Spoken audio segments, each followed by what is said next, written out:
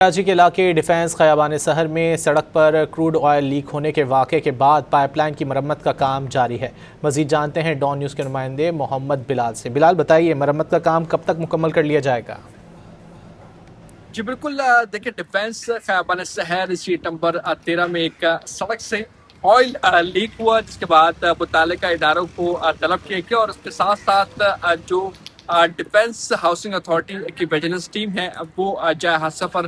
پہنچ چکی ہے اور جو سڑک ہے اس کو مکمل طور پر بند کر دیا گیا ہے۔ مخصوص حصے کو سڑک کے بند کیا گیا ہے اور وہاں پر پولیس اہلکار تعینات کر دیے گئے ہیں۔ ساتھ ساتھ ٹریفک پولیس اہلکار بھی مختلف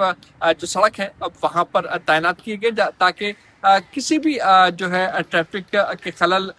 پیدا نہ ہو، جبکہ دوسری جانب یہ کہا جا رہا ہے کہ ابھی جو ہے کام جاری ہے اور تقریباً 6 سے 8 گھنٹے میں تمام تر کام مکمل کر لیا جائے گا۔ رات گئے ڈیفنس خیابان شہر کی سیٹ نمبر 13 پر اچانک آئل جو ہے وہ سڑک پر آ گیا تھا، جس کے بعد جو ویجیلنس ٹیم ہے ڈی ایچ اے کی وہ وہاں پر پہنچی تھی اور پہنچنے کے بعد پہلے کارڈن آف کیا گیا تھا اس سڑک کو،